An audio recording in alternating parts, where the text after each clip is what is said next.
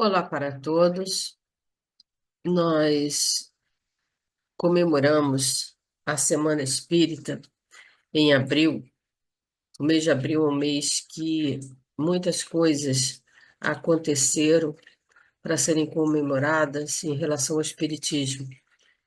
Temos as edições dos livros, do Livro dos Espíritos, o primeiro livro da codificação de Kardec, o Evangelho segundo o Espiritismo.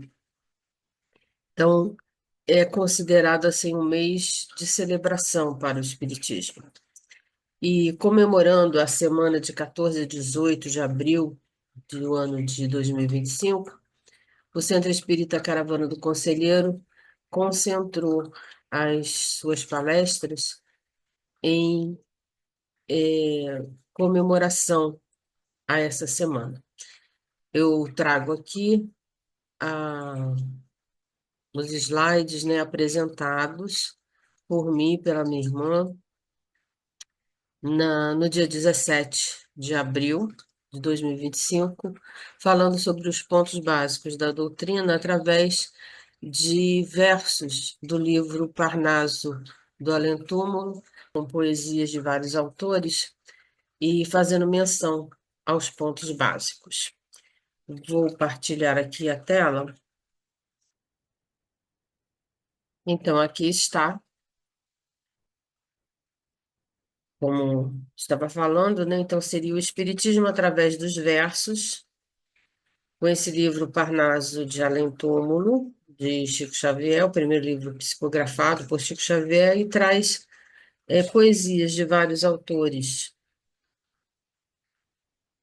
E com isso a gente vai refletir os princípios básicos da doutrina espírita, que são cinco: a existência de Deus, a imortalidade da alma, a pluralidade das existências, a pluralidade dos mundos habitados e a comunicabilidade dos espíritos. Vamos ver um por um através das poesias de fundamentação com o Livro dos Espíritos. Primeiro, então, o princípio básico da doutrina espírita, que é a existência, a crença na existência de Deus. E a poesia que vem no livro Parnaso de Além-Túmulo, se chama Oração, foi ditada a Chico por José Silvério Horta. Aqui eu trago um trecho, não a poesia toda, está lá no livro, para quem quiser depois ver a poesia inteira, trago aqui o trecho aonde ele fala da existência de Deus. E ele diz assim: Oração, Pai nosso, que estás nos céus, na luz dos sóis infinitos, Pai de todos os aflitos, deste mundo de escarcéus, santificado, Senhor, seja o teu nome sublime, que em todo o universo exprime concórdia, ternura e amor. Venha ao nosso coração o teu reino de bondade, de paz e de claridade, na estrada da redenção.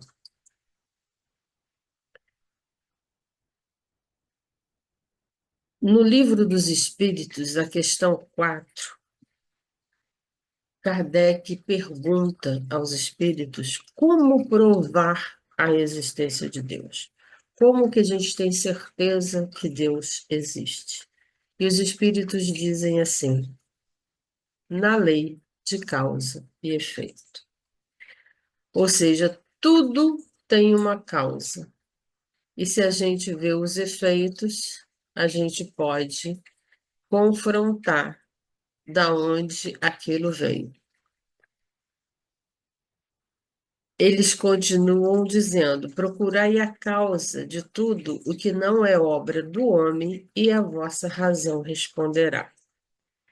Se olhamos as coisas materiais que fazemos, né, próprio, uma garrafa, um mouse, um computador, tudo feito, a gente sabe quem fez. Isso é obra do homem. da matéria, é obra de alguém, uma cadeira, uma mesa, mesmo um livro escrito. Agora, se a gente olha para os céus, para o universo, para as estrelas, para o sol, quem criou tudo isso? Isso é obra do homem? Trago aí essa imagem, né? Então, é isso que os espíritos dizem. Se vocês olhem tudo isso, procuram essa causa e vê que isso tudo não é obra do homem, que o homem não teria condição de construir, a gente percebe que existe um ser superior, sublime, que tenha criado tudo isso, que nós não temos a menor condição de criar.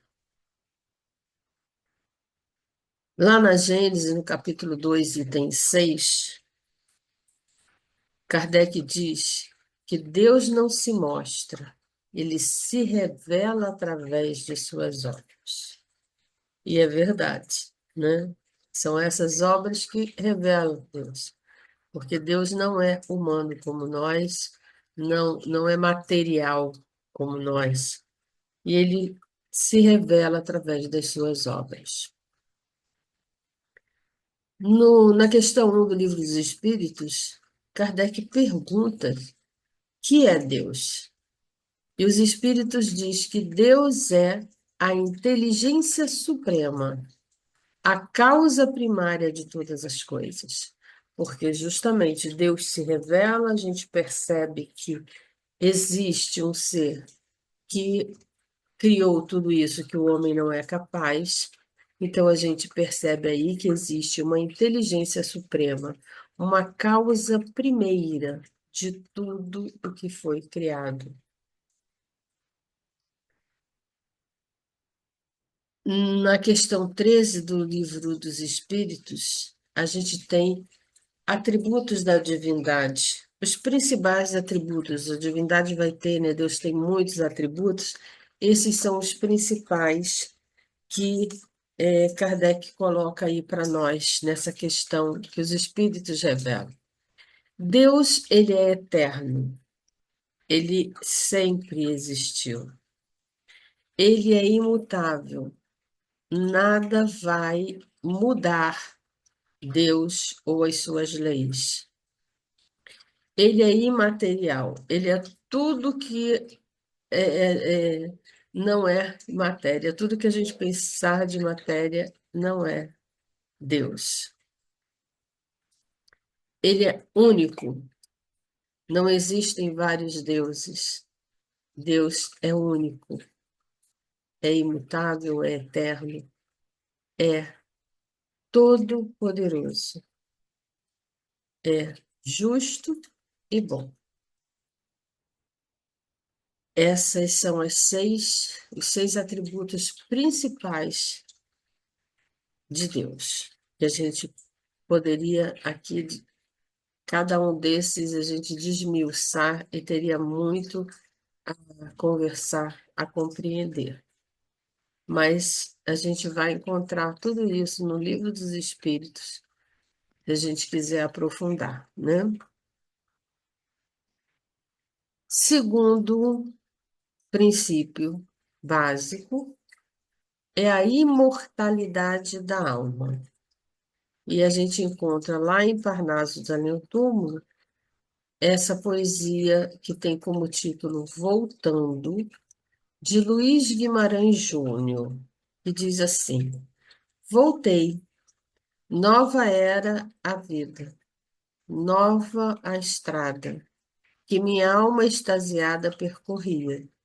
Divinal era a luz que resplandia, em reberberos lindos de alvorada, de volta e os mesmos seres que me havia ofertado na terra amores santos, envoltos em ternuras e em carinhos, novamente no além me ofereciam, lenitivo às agruras dos meus prantos, nas carícias risonhas dos caminhos.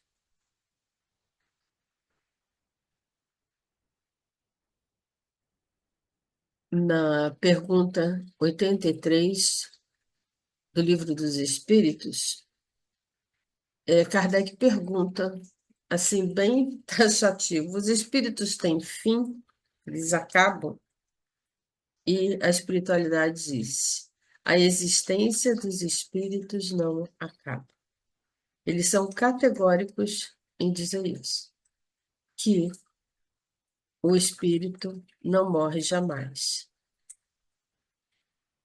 Na questão 153, eles dizem que a vida do espírito é eterna, a do corpo que é transitória. Então, a partir do momento que o espírito é criado, ele não morre jamais. É a imortalidade da alma, que inclusive é a crença de muitas, eu acho que até da maioria das religiões.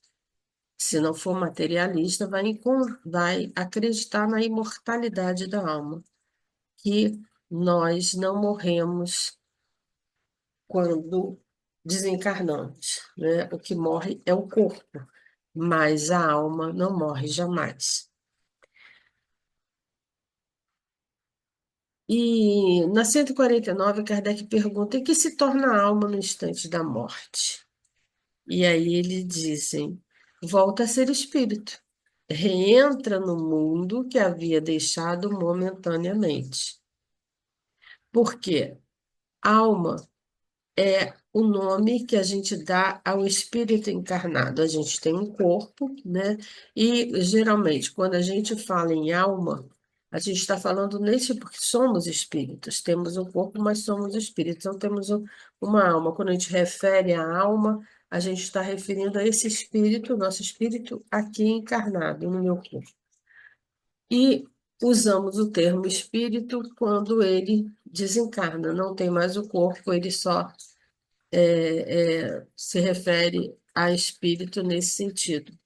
Por isso que eles dizem aqui, inclusive na pergunta, né, em que se torna a alma, esse espírito que habita no meu corpo. Ele reentra, ele volta a ser espírito, ele reentra no mundo da onde ele tinha vindo. E, como curiosidade também, que isso também seria, né, só para um dia de estudo, a gente tem o corpo material, somos espíritos, mas temos uma envoltura enquanto, né, é, é, essa, essa transição entre o espírito e o corpo, que é o perispírito, que é esse envolto, né, que está aí fazendo essa transição. E muitas vezes é o perispírito que se manifesta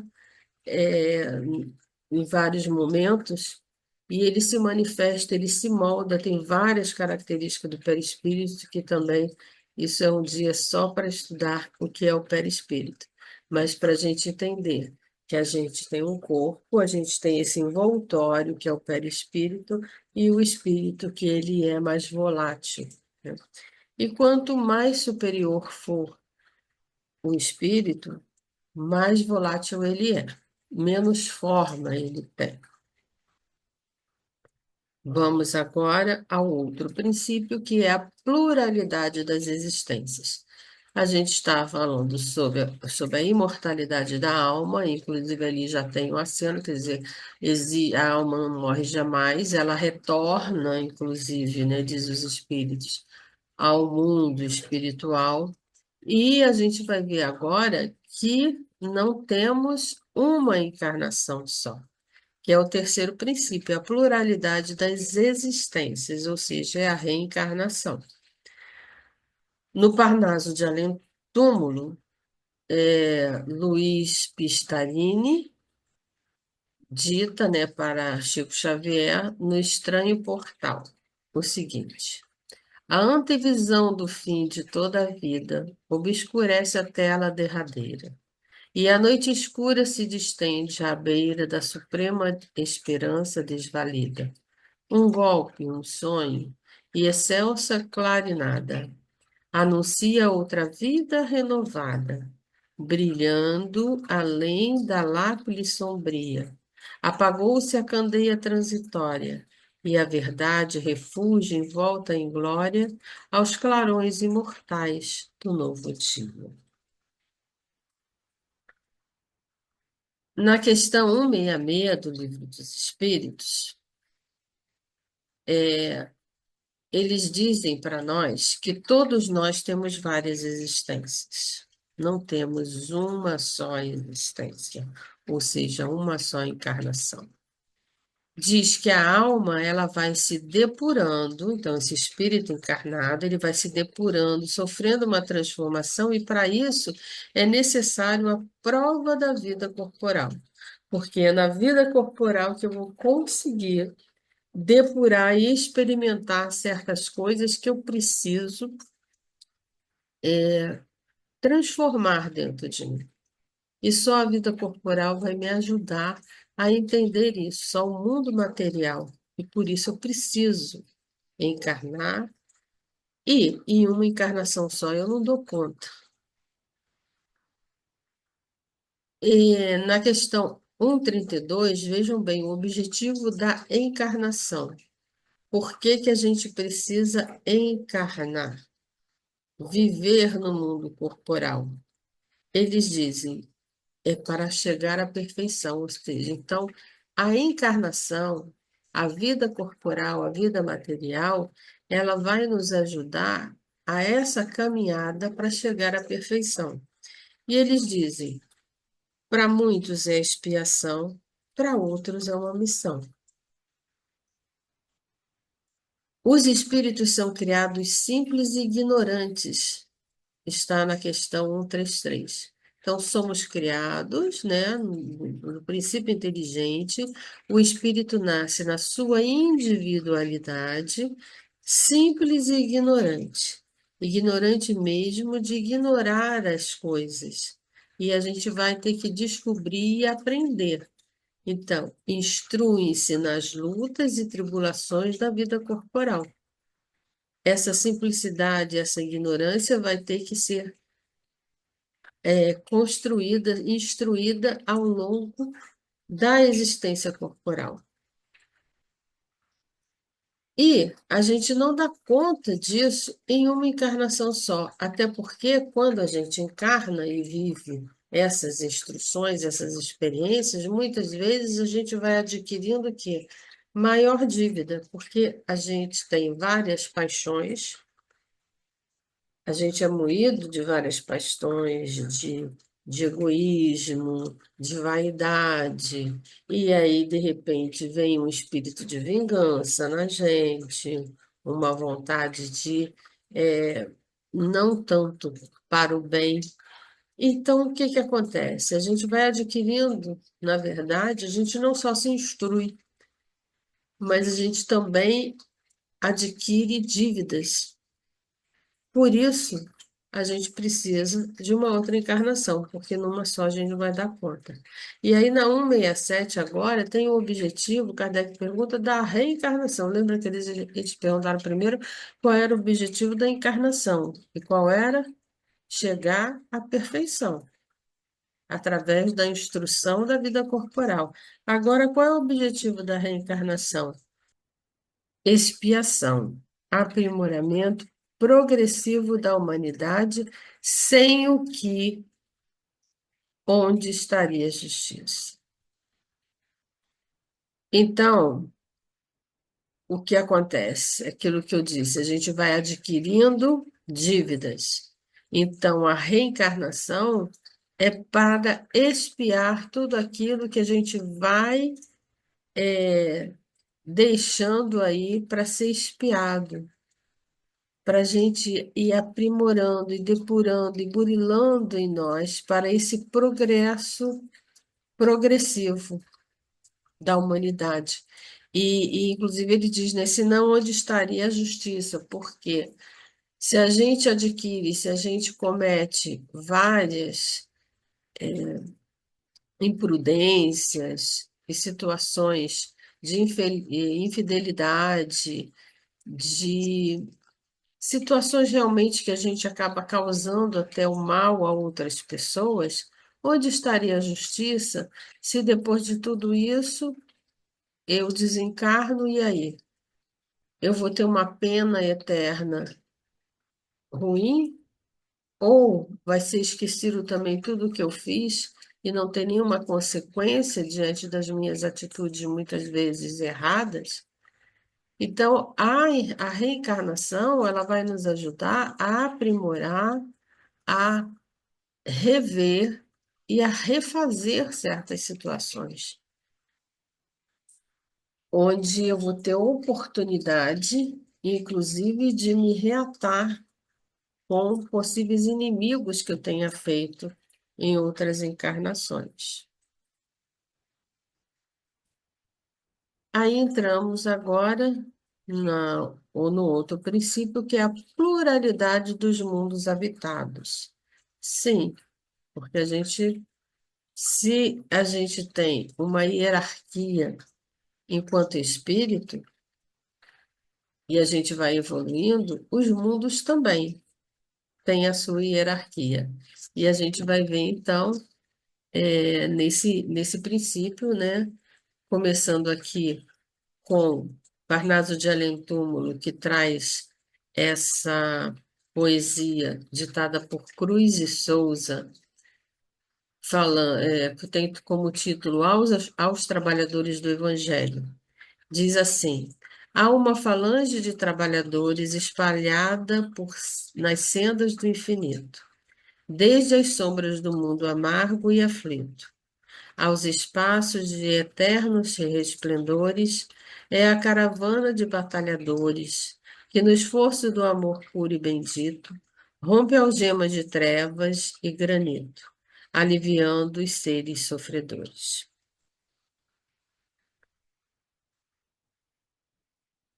Na questão 55 do Livro dos Espíritos, os espíritos dizem que acreditar que os seres vivos estão limitados a um único ponto do universo seria duvidar da sabedoria de Deus. Porque, veja bem, a gente vê e a ciência descobre cada vez mais, inclusive realmente planetas, é, outros sistemas solares no universo. E como é possível, então, né, diz que a gente achar que esse mundinho nosso é único, seria duvidar até da sabedoria de Deus, porque para que ele criou isso tudo? Se só o nosso mundinho fosse o único ponto. Jesus nos diz isso, né? Ele diz que existem muitas moradas na casa de meu pai. Ele já nos acena que existem muitas moradas, e muitas moradas no sentido de mundos materiais e mundos não materiais, que é o mundo espiritual. Então, a gente tem mundos materiais, o nosso é um, né, de provas e expiações, e temos também todo o mundo espiritual que não precisa da matéria mais, porque é um mundo puro, é um mundo onde os espíritos não necessitam mais reencarnar. Na questão 58, os espíritos dizem que as condições da existência dos seres que habitam os diferentes mundos devem ser apropriadas ao meio que vivem. Ou seja, é claro que a vida que a gente tem aqui no planeta Terra não pode ser igual à vida que se tem no planeta Marte, ou em Júpiter, ou em outro qualquer local. Por quê? Porque cada planeta ele vai ter as suas características, o seu oxigênio, a sua maneira, a sua gravidade. E o mundo corporal, a matéria, ela vai ser apropriada para habitar aquele tipo de mundo. Por isso que muitas vezes se procura vida em outros planetas e não se encontra, porque se procura uma vida como a nossa. E aí não vai encontrar mesmo, porque a vida que existe é diferente. E principalmente se for uma vida onde o espírito já esteja numa categoria superior à nossa, a gente não vai conseguir de jeito nenhum adentrar e entender. Lá no Evangelho segundo o Espiritismo, no capítulo 3, item 4, Kardec nos traz essa hierarquia dos mundos, como ele traz também a hierarquia dos espíritos. A gente também, né, temos categorias de espíritos. A gente é criado simples e ignorantes e tem várias categorias que eu não entrei aqui, porque é muita coisa, né? Para a gente estudar num dia só, não daria conta. Mas aqui na evolução dos mundos, então a gente tem o mundo primitivo, onde tem aqueles espíritos, geralmente, né, os recém-criados, os mais brutos, que estão experimentando bem de início. É lógico que a gente vai ter também espíritos missionários encarnados para ajudar esses espíritos iniciantes. A gente tem depois um patamar de um mundo de expiação e provas, que justamente vai o quê? A gente vai expiar aquelas dívidas que a gente vem trazendo de outras existências, que é o caso do planeta Terra, caminhando para o mundo de regeneração, onde ainda existe o mal, mas o bem já prevalece. O mundo feliz, onde não existe mal, só tem a prevalência do bem. E o mundo puro, onde não existe mais necessidade de reencarnação. O último item de princípio básico é a comunicabilidade dos espíritos, que é uma das questões, eu acho que difere o espiritismo de outras tantas religiões, porque acreditam sim na vida após a morte, mas não na reencarnação, né, no retorno do espírito à vida corporal, e também não acreditam na comunicação entre os espíritos.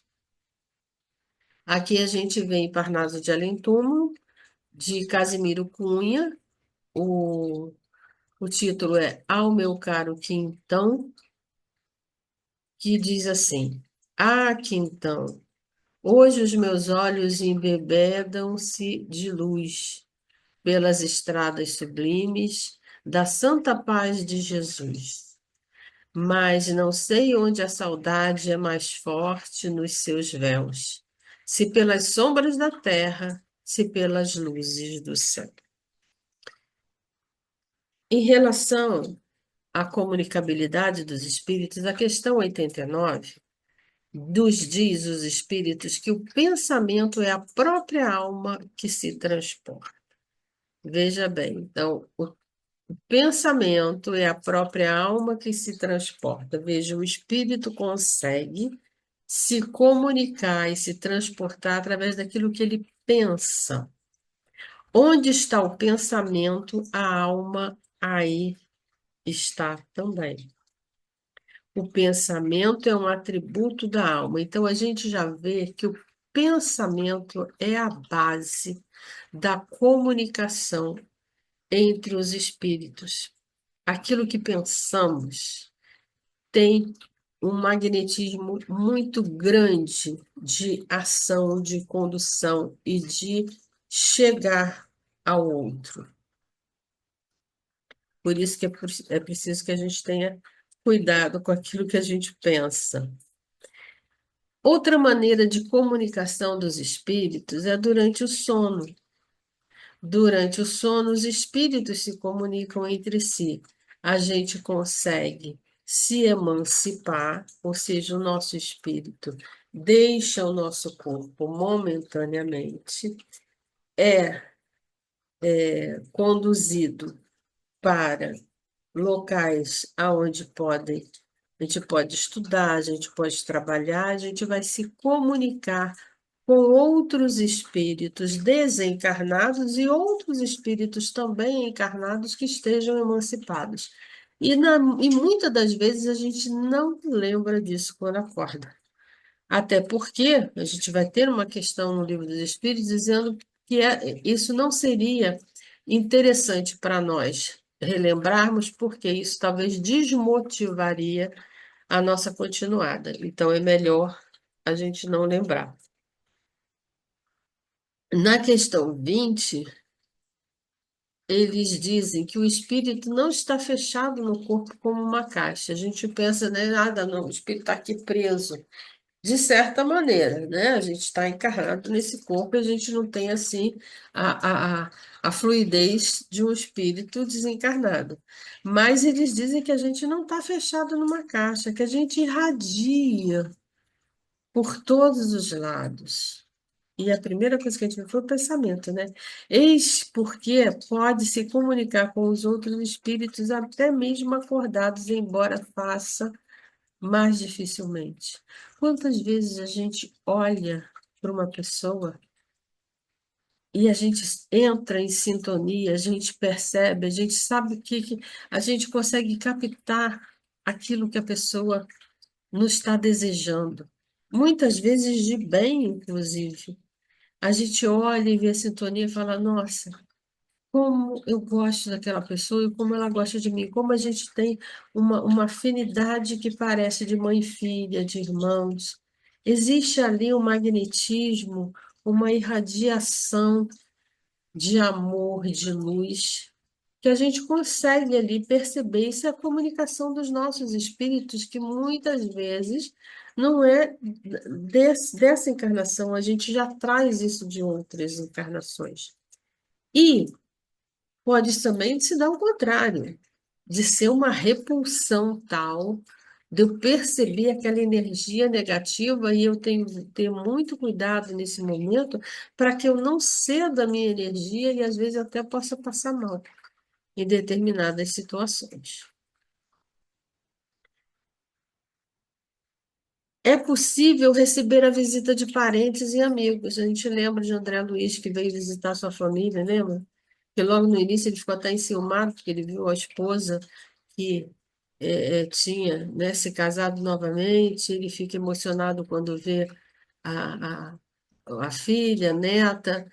É a concessão de uma graça para os bons espíritos. Então, não é assim também, né? Todo mundo não morreu hoje, amanhã está visitando sua família, não. Mas se é uma concessão, como diz aqui, é uma graça que aquele espírito tem, né? Que ele ganha esse presente de visitar seus parentes e vice-versa, né? E muitas vezes a gente sente até no Evangelho no Lar, a gente percebe, né, a sintonia com espíritos superiores que estão ali. Pode ser que tenham espíritos simpáticos, familiares antigos, que estão ali nos visitando, num estado de graça. Outra maneira de comunicabilidade, que é talvez, às vezes, tida como a única maneira, eu quis trazer essas outras, porque a gente acha que só a mediunidade ostensiva é que tem a comunicabilidade. Não, não é.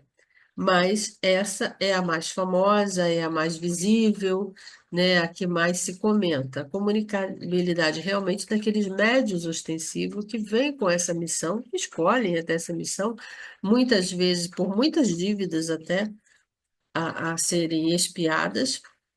Então vai ter a psicografia, a parte escrita, né, que vai escrever essas mensagens, como o Chico escrevia, né, o psicógrafo através da palavra, porque consegue ouvir, né, o espírito e transmitir a mensagem, através da vidência, consegue, né, como Chico, o Divaldo, esses médicos, esses médiuns bem ostensivos que conseguem visualizar, inclusive, seus mentores, né, Joana de Ângeles com Divaldo, o Chico com Emmanuel, que conseguem ver, né, inclusive, assim, eu vi uma vez que Chico ele tinha, às vezes, até dificuldade de saber se a pessoa estava encarnada ou não, e às vezes ele falava, irmão, desculpa, você está encarnado ou desencarnado?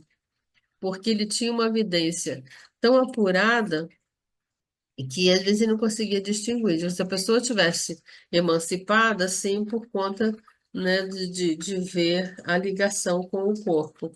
Mas se não, às vezes ficava até difícil. A gente vê também cenas no filme do Divaldo que ele vai atender, né, e ele ficou logo no emprego assim, até meio intimidado, até que ele conta para a colega, e a colega fica assim, quando chegava alguém no balcão, aí ele olhava para a colega e a colega dizia, não, pode ir que esse está encarnado, né? Que ela também estava vendo, então ele ia. Porque senão aconteceu dele atender espíritos desencarnados e o pessoal ficava assim, ué, você está falando com quem? Você está atendendo quem? Esse cara que já morreu e você está procurando documento de quem já até morreu. E outras tantas manifestações que a gente vai ver lá no livro dos médiuns, né? Várias maneiras, a dupla visão, magnetismos e outras coisas, né? De até você estar em dois lugares ao mesmo tempo, várias situações mais particulares de comunicabilidade de mediunidade. Termino aqui com esse capítulo que Emmanuel coloca lá no livro Fonte de Paz, onde ele dá como título Sentir Kardec. Então, nessa Semana Espírita, eu trago essa mensagem de Emmanuel, dizendo que, lembrando o codificador da doutrina espírita, é imperioso estejamos alertas em nossos deveres fundamentais. E aí ele diz: sentir Kardec, estudar Kardec, anotar Kardec, meditar Kardec, analisar Kardec, comentar Kardec, interpretar Kardec, cultivar Kardec, ensinar Kardec e divulgar Kardec. Por quê?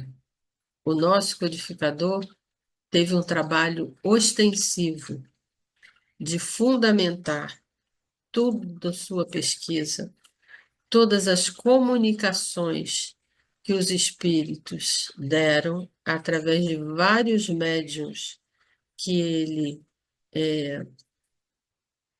se utilizou, né, para perguntar aos espíritos, e ele teve um trabalho muito árduo para codificar tudo isso, para comparar as respostas, para perceber quais eram as respostas que vinham de espíritos realmente superiores, confiáveis.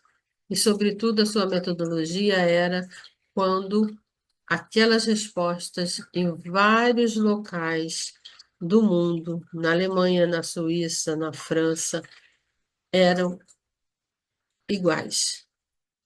Seus espíritos respondiam as mesmas coisas em vários locais, com médiuns diferentes, com localidades numa distância muito grande. Naquele tempo não tinha internet, não tinha essa comunicabilidade que a gente tem hoje.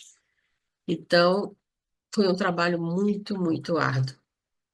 Então, é preciso que a gente valorize o trabalho do nosso codificador, fazendo tudo isso que Emmanuel nos orienta, desde sentir até divulgar.